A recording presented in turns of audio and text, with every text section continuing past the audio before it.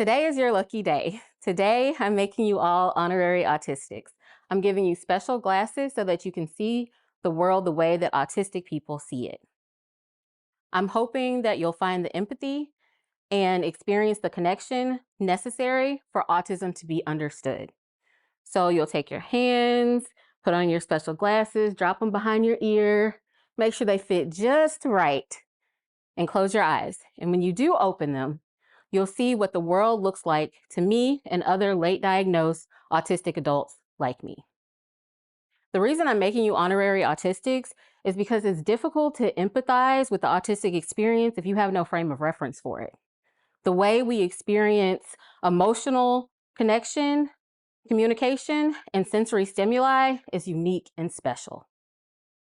Knowledgeable allies are needed to collaborate with autistic people to create effective accommodations because those are the key to autistic people thriving. Understanding and adopting an autistic point of view leads to authentic and empathetic interactions. So picture in your heads a boardroom with a table, people sitting around it, a classroom with a teacher up at the front, students in the seats, an auditorium at intermission, really anywhere where a social gathering is with others. Now, this picture will be fuzzy. You'll have some sharp outlines, some bleeding ones. There'll be some thought bubbles above people's heads, some written in English, some in wingdings, all hard to understand. There will be people with confused expressions on their faces, and in the back, there'll be papers that are marked urgent, but all of the information will be scribbled or redacted. And in this scenario, you are tasked with focusing and engaging. So how do you feel? I know some feelings that come up for me are confusion, sadness, and isolation because everyone in the picture is 2D and I'm clearly different. I can't make heads or tails of what they're trying to tell me. I don't know how to act or react in this scenario. And I have more questions than answers right now. I know they're waiting on my response. I know they're waiting to judge me on my response. And I get the vibe that it can get hostile if I don't do what's expected. I just wish I knew what was expected. The world for late diagnosed autistic adults is one where people's actions are generally confusing. The words don't mean what you think that they should, and your response is rarely in line with the non-autistic majority. You think, act, and feel different because you are different. Autism is a neurotype or type of brain that creates and interprets sensory information, emotional regulation, and communication at higher intensities and durations than non-autistics or neurotypicals. 1 in 45 people over the age of 18 identify as autistic. That roughly equates to 5.4 million people, 1 in 45. That 1 in 45 could have been your barista this morning. It could be your boss, your sibling, your mentor, your aunt, your cousin, yourself. Most of us interact with more than 45 people in a week. 1 in that 45 was likely to be autistic, and you may not have known. They also could have been an autistic person struggling with an environment that was not built with them in mind. Without accommodations, autistic people are at a daily disadvantage.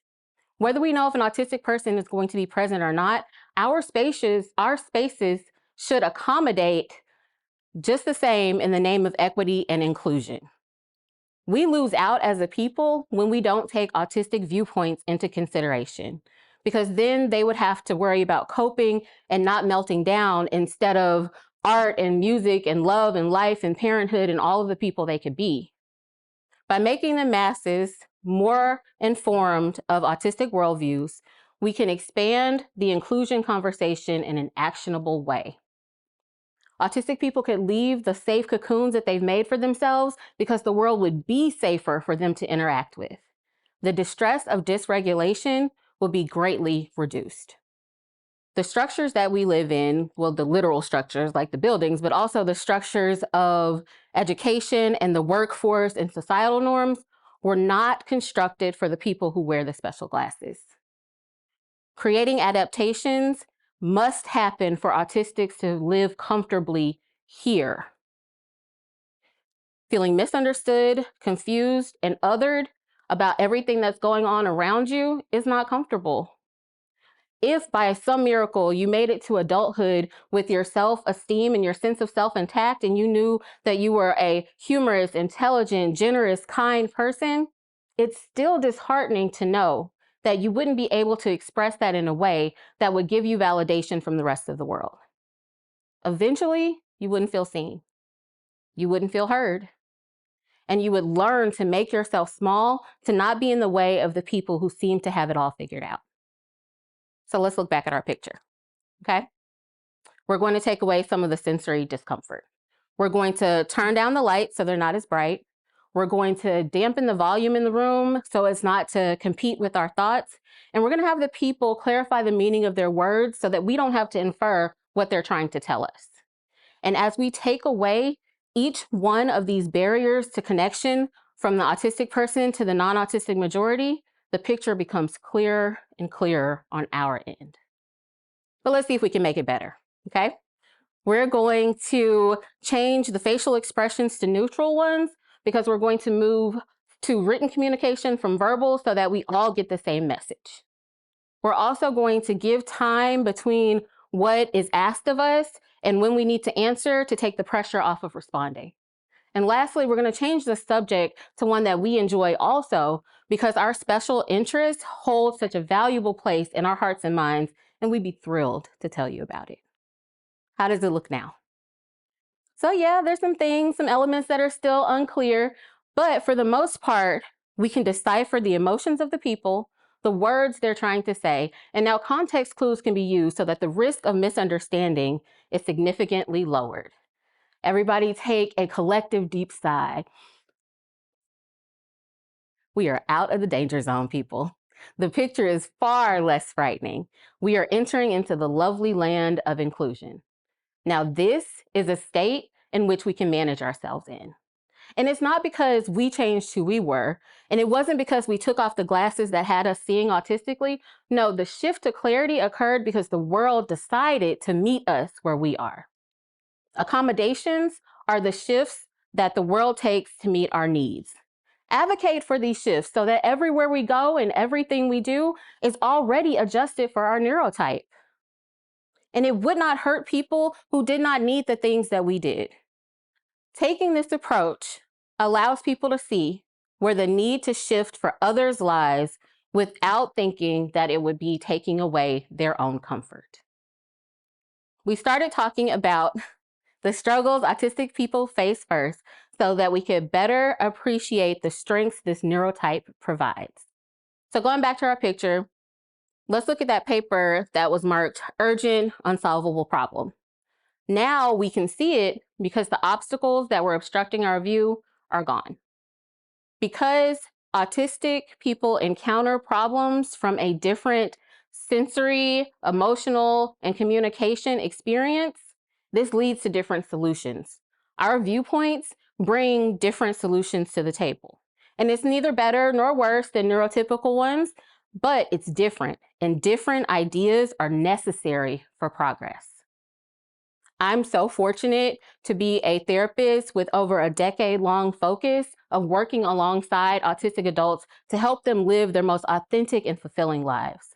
A question I get often is about the common trait of autistic high pattern recognition. Autistic people describe others telling them explicitly things like, "I'm not angry," while using angry faces and angry gestures, and that opposing information makes us have to guess what's going to happen in the next interaction. Based off of the data our brains collect through constant sensory information at a high intensity and duration, we are able to pick up on details others tend to overlook. This trait shines when the daily extraneous discomforts are not present. This helps autistic people excel in the areas of law, medicine, psychology, research, gaming, academia, and others. Now I'll leave you with a clearer picture. No, it's not the same as if we never had the autistic lens, but now our viewpoint is far less obscured by the everyday struggles so that our strengths can take center stage. So next time you're having an interaction with an autistic person, I want you to stop for a second. Put your glasses back on. Open your eyes to their perspective and see where things need to change. And listen to how you can implement accommodations that help them thrive. Thank you.